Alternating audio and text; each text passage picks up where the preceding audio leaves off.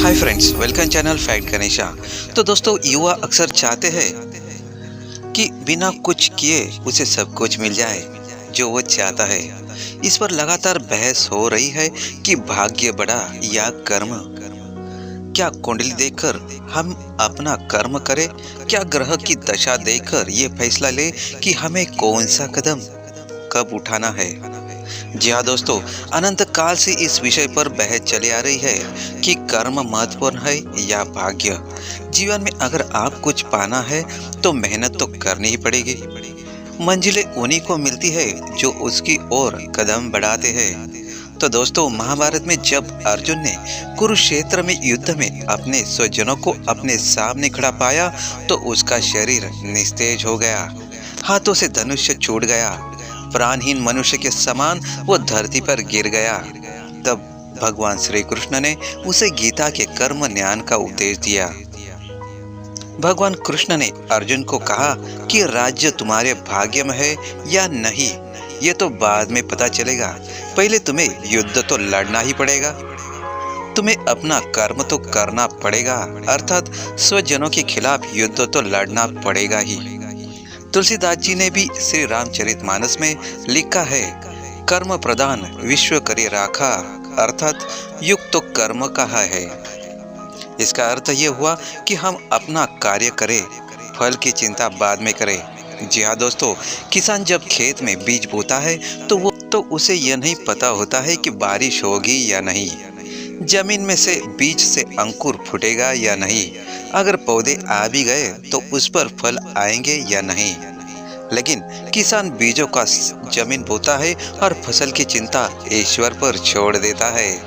तो दोस्तों, भाग्य का समर्थन करने वाले कहते हैं कि हमें जो सुख, संपत्ति, वैभव प्राप्त होता है वो भाग्य से होता है।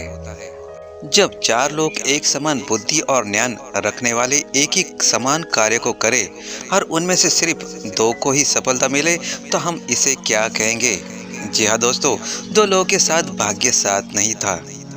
ऐसा एक उदाहरण हम ये दे सकते हैं कि दो व्यक्ति एक साथ लॉटरी का टिकट खरीदते हैं, पर लगती लॉटरी एक ही व्यक्ति को है। जब दोनों ने लॉटरी खरीदने का कर्म एक साथ किया है तो फल अलग अलग क्यों? तो दोस्तों, अंत में यही कहा जा सकता है कि भाग्य भी उन लोगों के साथ देता है जो कर्म करते हैं। किसी खुरदुरे पत्थर को चिकना बनाने के लिए हमें उसे रोज घिसना पड़ेगा।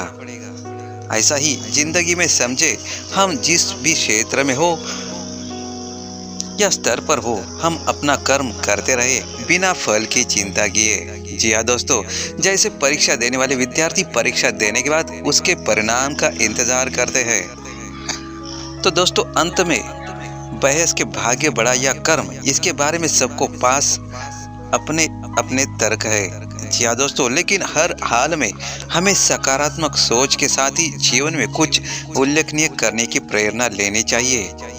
तो दोस्तों, ये याद रहे, भाग्य बड़ा या कर्म। यदि दोस्तों आप कर्म करते रहे, भाग्य की चिंता आप ईश्वर पर छोड़ दे तो आपको फल अवश्य मिलता है।